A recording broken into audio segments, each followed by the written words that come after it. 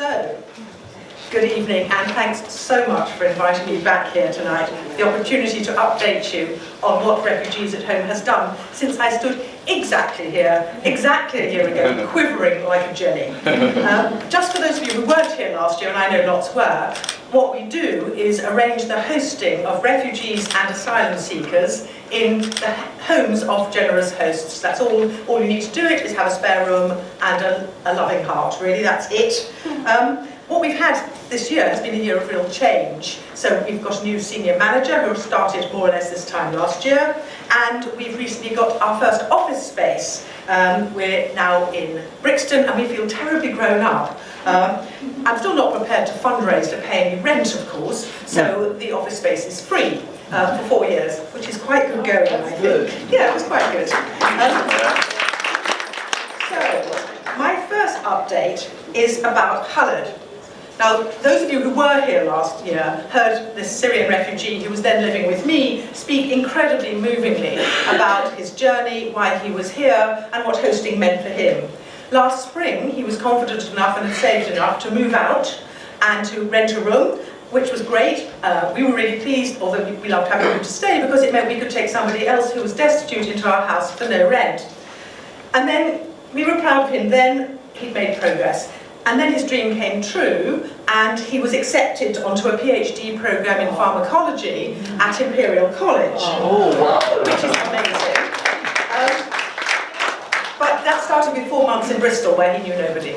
So we found him hosts in Bristol, and he's now stayed with 2 sets of hosts. And the miracles they have brought is, A, they managed to persuade him to go out and enjoy himself. This is a picture of them going bowling, both sets of hosts. And secondly, they managed to get a photograph of him. He lived with me for 8 months and I never got a photograph. So they really achieved. And we're so proud of him. And you do take a really vicarious pleasure in the achievements of your guests. My current chap has just got onto the Starbucks refugee work scheme. Just started working in Chiswick. So go and buy your coffee. Wafa passed her doctor's exam. She's about to start practicing in High Wycombe. And none of this would have happened if they hadn't had somewhere warm, dry and safe to sleep at the relevant period. So that's our first story, and now I'm going to go on, because I'm supposed to be updating you on what we've done, onto the factual bits. So our hosting total now is well over 145,000 individual hosted nights. That's up about 45,000 nights since I was last here. We're currently hosting about 115 guests, and can place about 75% of those referred to us. We've made about 550 placements this year. And it's hard to define the average stay, but I've had 20 guests, and several have stayed for 1, 2 or 3 nights. The longest has stayed for 9 months. You can see from the roundels that nearly half the placements are for over a month, and relatively fewer for really short-term periods.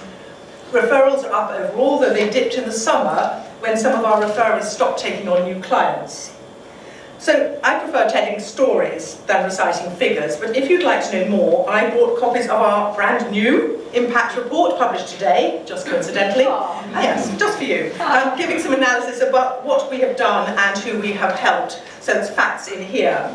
So that £10,000 that you very kindly donated last year has paid for a third of one of our placement team for a year.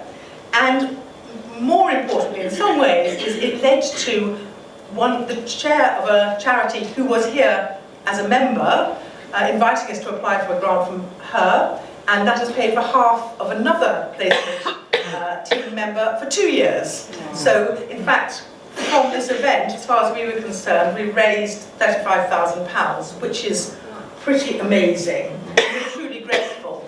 But the figures show only a part of the story, because it doesn't tell you what didn't happen and what happened but wasn't in our remit. So a lot of what we do is measurable. We make all the efforts to make a placement, and then it doesn't happen for many reasons. Or because there's something that needs doing, not theoretically what we do, but we feel we should help, even if it's not formally what we do. And that's why I'm going to go on now to tell you about my second story, Anas. Anas is from Homs in Syria, not a good place at the moment. He was working in Saudi Arabia. His company went bust. It was proposed he should be deported. He came here, sought asylum. We hosted him for about a third of a year in Huddersfield, and the rest of a year that it took him to get the status in London. He got status last July. He got a job by August the 1st. This man does not hang about. And then he applied for family reunification. But it was hard for him to find somewhere for him and his family to live within commuting distance of Wimbledon, where the job was, that he could afford. And what was he going to do? So here you see his family arrived. He has a wife and 4 sons under 9. There were not many landlords who were happy to take that on. He was only looking for a 2-bedroomed house because that's all he could afford. So we did a massive Facebook appeal. 36,000 people saw it. We found a landlady in Weybridge. She said she would drop the cost by £200 a month because he couldn't afford any more for 6 months if we could find somebody who would subsidise the second 6 months. We found that group who would subsidise it. We found Elbridge Can, who's a supporting refugees group. They provided furniture for this unfurnished house. They have found the boys' schools. They're looking at GPs, and she's learning English, more English. Minor nightmare. The insurers of her house refused insurance because he was a refugee. It's illegal, but people don't know that. But through Twitter, we found 4 more insurers, shelters lawyer, and an investigative journalist. I think they're on the run. So here's the family arriving at Heathrow. All I asked for was a picture of when they got here. And the second picture is Abida and Yusuf, the 2 boys, in their new park by their new home in Weybridge with their dad and with my husband. There's still some sorting out to do, but Abdul, Omar and Yusuf, the older ones, are in school. Mum Gina's English is improving. The boys have discovered pizza. This isn't all good. None of that shows up in our figures. But it's what you have to do, the stuff around the figures, to make what you do worthwhile. So I feel that that was a triumph, but it took 2 solid weeks of work to make it happen. And finally, season's greetings. This is our new Christmas card. A supporter asked for one, a designer came forward. It's on Don't Send Me a Card. Do have a look if you'd like to. And the last thing is an appeal, not for money, that's not my job. Other people are going to be doing that. But while it is the season to be jolly, it's also the season when we need more hosts.